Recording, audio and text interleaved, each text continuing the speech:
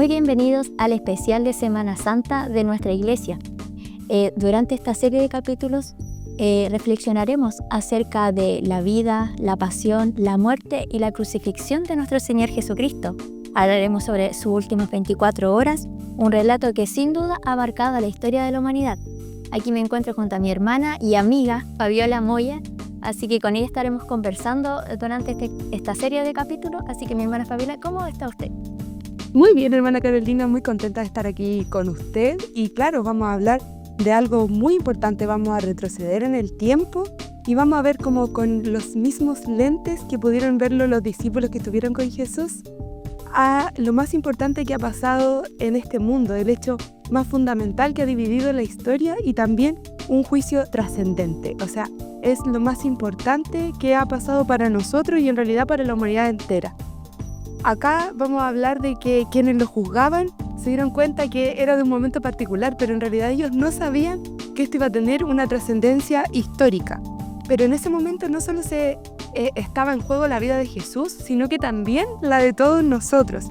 Y fue un momento cósmico, un momento divino, donde nuestro destino, nuestra vida eterna estaba en juego y Jesucristo la compró por amor a nosotros. Así es, mi hermana Fabiola, y también algo que tenemos que recordar es que Jesús no es digno de nuestra lástima, sino que Jesús es digno de nuestra adoración por este gran sacrificio que Él hizo por nosotros. Él es digno de nuestra adoración porque Él se entregó de manera voluntaria. Y vemos que esta serie de capítulos se va a realizar para poder recordar las últimas 24 horas de Jesús, y tenemos que mencionar que este material del cual nosotros hablaremos, del cual nosotros comentaremos, nos basamos en un libro que se titula Se hizo hombre de Pablo Off y de predicaciones de la Iglesia Bíblica del Señor Jesucristo de la Iglesia de República Dominicana, especialmente nuestro pastor Sugel Michelén, a quien esperamos conocer, por supuesto. Así es.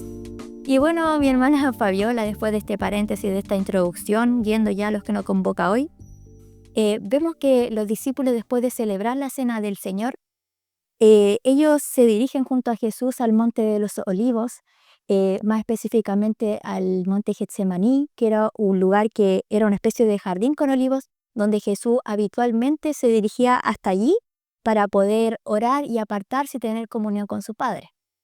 Sí, mi hermana Carolina, y en este momento también se ve reflejada la angustia de Jesús, pero también la oración.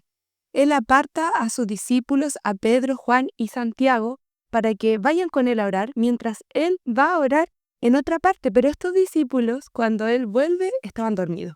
Pero no fue una, sino que fueron 3 veces. Y Jesús tenía profunda angustia porque era un sufrimiento, era una separación con el Padre y era un juicio, era finalmente la cruz. Entonces Jesús dice: si es posible, pasa de mí esta copa, pero que no se haga mi voluntad sino la tuya. Y vemos la angustia de Jesús porque la palabra del Señor nos relata que el sudor de Jesús era como gotas de sangre. O sea, esto es un nivel extremo de angustia, tanto emocional como espiritual.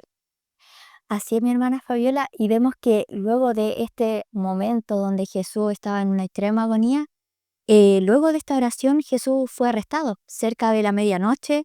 Mientras aún ellos estaban hablando, vemos que llegó la multitud con palos, llegaron con espadas, y estos eran enviados por sacerdotes, por los ancianos, por los fariseos.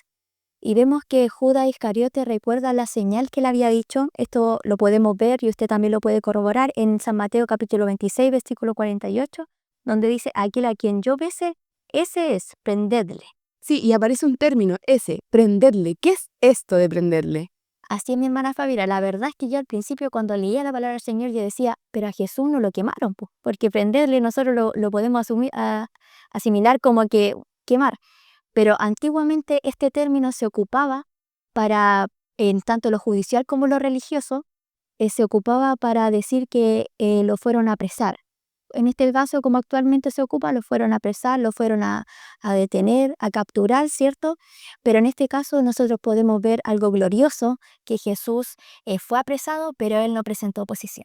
Sí, y ahí cuando lo iban a apresar, el que iba como principal para poder hacerlo, quien tenía que distinguir a la persona que era Judas.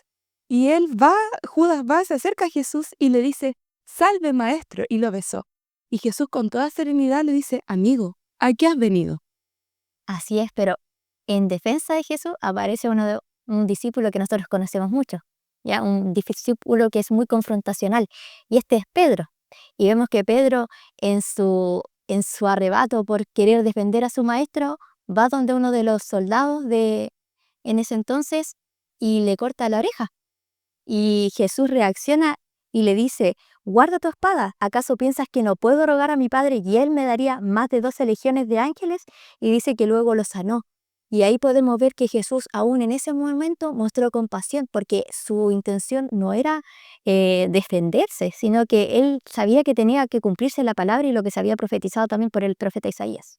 Sí, o sea, mostró su misericordia, pero también mostró su amor. Y también mostró su poder, porque no cualquiera va y le pega la oreja a otro. O sea, solamente Jesús lo podría haber hecho, que era el mismo Dios en la tierra habitando con nosotros. Y Jesús no puso resistencia. ¿Por qué no puso resistencia? Porque se entregó voluntariamente por todos nosotros, en obediencia al plan divino, en obediencia al plan del Padre. Y también dijo a la multitud: ustedes me persiguen como un ladrón. Y como ladrón, ustedes están aquí apresándome, pero yo me sentaba con ustedes a enseñarles día a día en el templo. Y acá es en principio desolador, porque podemos ver que Él queda solo, sus discípulos no están con Él, pero también así se cumplió la palabra del Señor. Así es, mi hermana Fabiola, sin duda, este es un momento que nos conmueve profundamente. Nos conmueve porque muestra la humanidad de Jesús en su estado más vulnerable. Pero también nos muestra cómo el Señor aún en ese momento mostró su voluntad al querer entregarse y cumplir el plan divino, porque la palabra del Señor se tenía que cumplir. Jesucristo lo sabía. Al entregarse voluntariamente, Él sabía que la palabra del Señor se tenía que cumplir. Su oración, su sufrimiento, la mansedumbre que él tuvo, nos determina el corazón de lo que es el Evangelio: la oración, la obediencia, el amor, el sometimiento. Y lo que deberíamos hacer todos nosotros. Exactamente, ¿cierto? Poder someternos al Señor, que yo creo que eso es algo que muchas veces como seres humanos queremos tener el control de las cosas y queremos muchas veces hacer lo que nosotros queremos. Pero Jesús podría haber dicho, como dijo en la oración en el monte Getsemaní: Señor, si es posible, pase de mí esta copa. Pero Él le dice: sí es posible. Pero no se haga, claro, no se haga mi voluntad, sino que cumplamos con el plan por el cual yo fui enviado. Y como Él quiso hacerlo voluntariamente también tenía que cumplir el plan del Señor, ¿cierto? Y en este capítulo, bueno, hemos hablado sobre cuando Jesús estaba en el monte Getsemaní, hemos hablado sobre su arresto. Ya en un próximo capítulo hablaremos sobre el juicio, ¿cierto? El juicio que enfrentó Jesús, que pasó por varias cosas, varias irregularidades, pero que eso lo veremos en un próximo capítulo. Deseamos que el Señor bendiga grandemente sus vidas, ¿cierto, mi hermana Fabiola? Vemos que el Señor Jesucristo nos muestra a través de este capítulo de que la completa obediencia que tuvo Jesucristo. A pesar de que Él sabía todo lo que venía, Jesucristo de igual forma, Él se entregó voluntariamente por nosotros. ¿Cierto, qué amor más grande. Así es, qué amor más grande, y qué amor también nosotros tenemos que también demostrar a los demás. Como Cristo nos amó a nosotros también tenemos que amar a los demás. Así que deseamos grandemente que el Señor les bendiga.